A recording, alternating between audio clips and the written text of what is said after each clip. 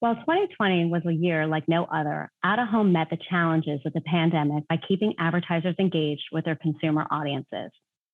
Showcasing COVID-driven innovation and the ability to drive results in the most challenging economic conditions is a key to out-of-home's recovery this year. And one of the best ways to do that is through the use of client success stories. 6 years ago, OAAA and Geopath launched the Out-of-Home Local Case Study Contest to highlight local markets and to build a trove of advertiser success stories. This year generated a record 90 entries, quantifying the value of out-of-home with local ad communities.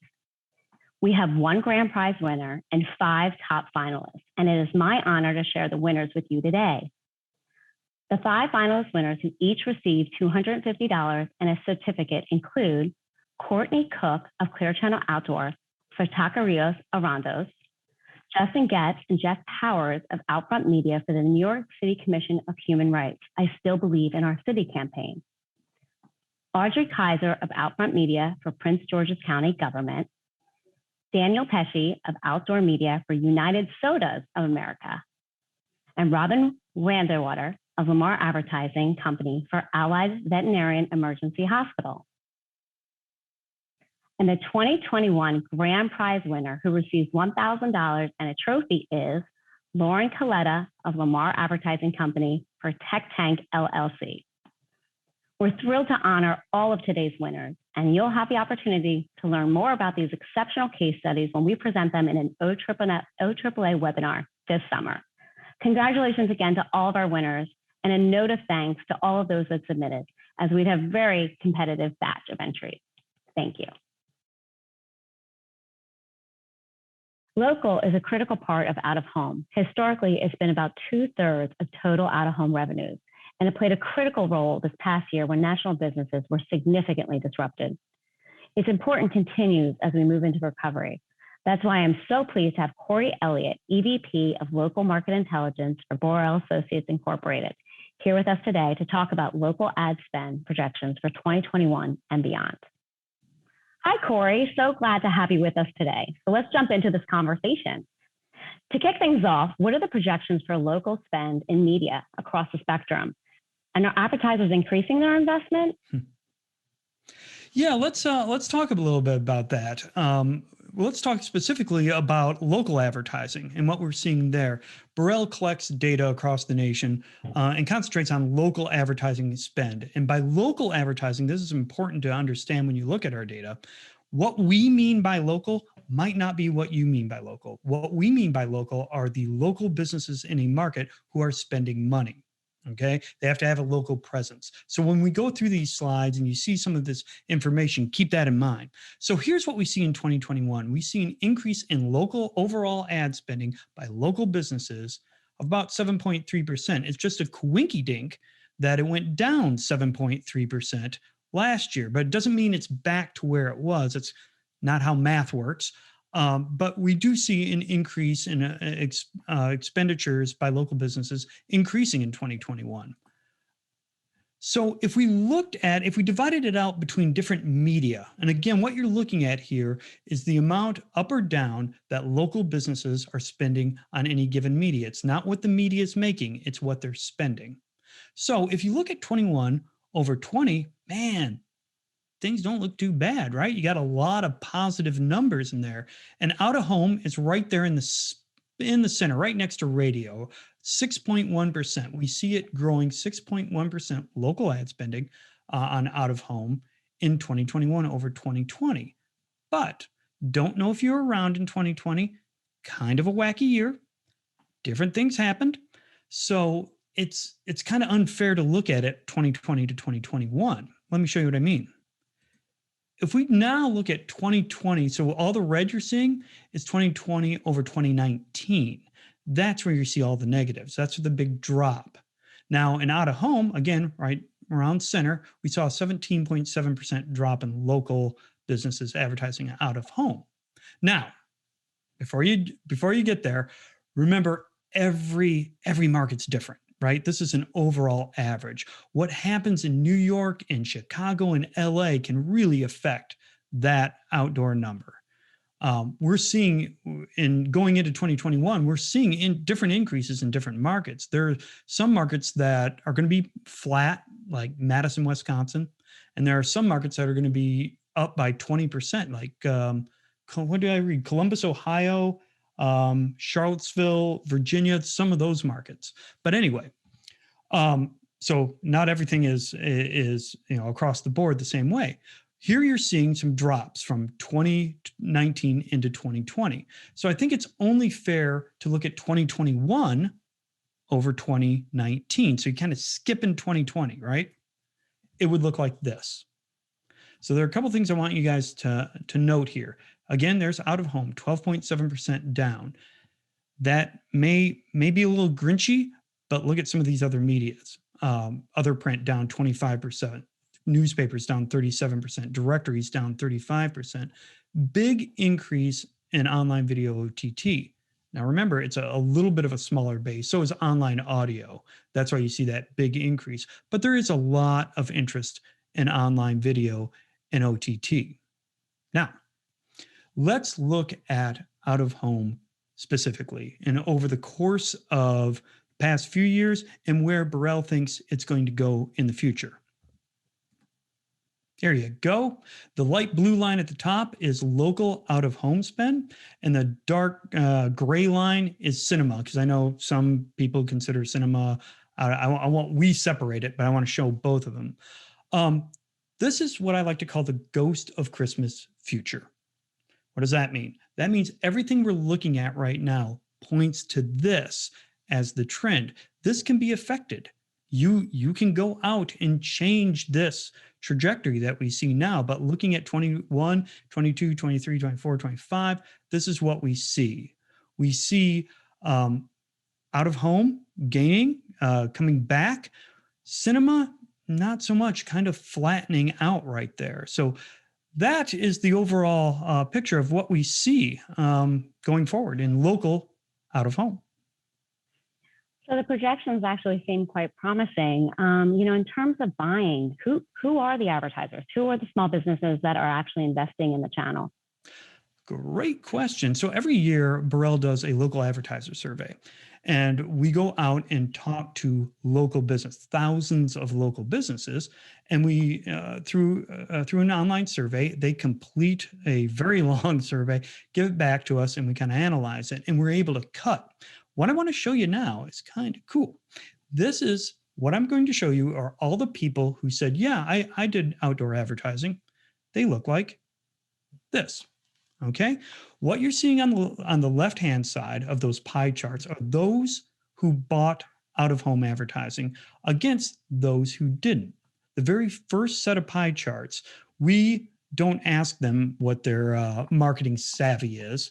We ask them how long they have been in marketing, how long have they been making decisions, and we kind of have a proxy, a formula that says, okay, these guys are novices or amateurs or masters, or mid-level, I should say, or masters. What you should see here is that, wow, if somebody's buying out of home, they're probably just have a little bit more marketing experience or a little bit more savviness than those who aren't. Okay, that's number one. Number two, it's the size of the business too. Now, majority of these guys that we're looking at or talking to in this survey were small guys. These are under 50 employees. These are on the small side. But out of home does have, when compared to everybody else, does have a lot of medium and large players in it too. So bigger and more savvy. Now, here's the magical question. We asked, okay, great, you bought out of home. What are you going to buy next year? What's that look like? Are you going to increase, decrease in any of the media you bought? So not just out of home, but anything. This is what they said. Okay, I know it looks like a lot to read right here. Let's focus out of home. Let's start there because that's where everybody's eyes are going to. It's fourth from the right. So take a minute, find it. Okay, what you're seeing, the blue line is showing you on average what these respondents, and there was over, I think, 530 of them or something like that, said they were spending in outdoor. Was about, I think it came out to be about $29,000. And that 3% that you see above that line, that's how much they say they're going to increase their spend. Okay. So way over on the left-hand side, you see $50,000 being spent on online OTT from those people who have also bought out of home, right? On average, and they're expecting to increase it by 24%. On the extreme other side is print directories, which the blue was so low, you don't even see it. And they say they're going to decrease it by 18%. So this kind of gives you a flavor of where the people in that, now this isn't modeled out to the entire nation or into any DMAs. These are literally the people, the 530 odd people who bought out of home that are local, who say they're going to buy this, that, or the other thing in the next year. So over on the right-hand side, read that real quick. Out-of-home buyers plan to increase 2021 overall ad budgets, so everything together, by 11%. For others, so the ones who didn't buy out of home, on average, they're increasing by 14%. So there's investments being made. Gotcha. So, you mentioned that those that buy out of home tend to be a little larger, which leads me to believe they're probably buying other channels like TV and digital. Mm-hmm. If we think about out of home role in that media mix, what do you feel like it's fulfilling for these advertisers? The other media? Out of home, yeah. What do you think that it's bringing to the media campaign overall? The role that it's playing for the advertiser? I think it's what it's traditionally been playing. Remember, these guys are just they still aren't marketers, even though we say, oh, they're more savvy. There's a lot of them that aren't. They're novices. And right now, outdoor has the perception of being what it always has been. I'm not saying it can't be something different, but right now I'm getting my name out there. It's that, I dare to say it, that top of the funnel thing, right? I'm getting my name out there, and then I'm going to target beyond that. And here's the thing. I think outdoor is at a precipice of being something really, really different by being something it always was. Okay. Now stick with me. Everybody's chasing down the targeting road, and I totally get it. Absolutely understood. But we're seeing in some of the open-ended responses to our surveys, you can target yourself right back to zero, where you're targeting so much you're not getting anybody. There's nobody fulfilling that top of the funnel. Everybody's racing towards targeting. There's nobody who's saying, no, but we still reach everybody. We start this entire process. And I know I'm babbling on, but I got one more point. And that is right now, because it goes back to the role of outdoor. In 2020, we asked, local businesses, what are you concentrating on? And of course, what do you think they answered? Retaining customers. Because everything was closing down, they had to retain customers. That's what they had to do. And so they focused on social media and email and things that they can control and talk to their own loyal customers. Well, we asked in 2021, what are you going to focus on? Guess what? They're going to acquire customers now. They've retained, now they're acquiring. Problem is, they got so used to doing what they were doing in 2020, I don't want to say they've forgotten, they might be missing how they go about acquiring, getting new people inside of there. And that's a perfect opportunity. I'm sorry, Christine, did I babble too much? I babbled, didn't I? No, you did not. That was really great. No, I think we do focus on data-driven and targetability, and that's really powerful and really meaningful. But at the same time, when we think about proliferation in other channels, and audience fragmentation and things like that, upper funnel metrics are really important. So is branding and awareness. So I completely appreciate that. When we spoke earlier, prior to meeting today, you actually had mentioned something. We were kind of talking about the word pivot being the word of the year for 2020, but then you also referenced a book called Zag, which I actually went out and grabbed and I read, and it's an exceptional quick read, so I highly recommend it. But the book says, when others zig zag. Mm-hmm. Could you elaborate on that and then also give your example of some zaggers that you saw in the small business world this year? Yeah, and you guys can, if you stop and think of it, the book is an incredibly easy read, so I do recommend it to everybody. It's really fascinating. But in 2020, there were certain categories that zagged. You had dry cleaners suddenly start making designer masks. We have some we actually bought from our dry cleaner. They weren't making anything. They were a dry cleaner, but they saw an opportunity and they went for it. Food trucks, we learned lessons from food trucks where nobody was going out anymore. So a lot of food trucks petitioned the Chamber of Commerce or whoever they had to drive into neighborhoods. And so it's like an ice cream truck around here, but it was a taco truck. That is awesome. There were also dog kennels that did advertisements that said, you know what, you're home all the time. Your dog needs a break from you. Bring it down to us. So there are other ways that they kind of went, instead of wringing their hands about a pandemic, they seized an opportunity. What I see for outdoor and the way it could possibly zag, and I know I just said this, but I think it's really fascinating. Remember, all media is racing towards targetability. I want to get in front of the right person, the one person. What nobody is doing is figuring out, how do I get to everyone?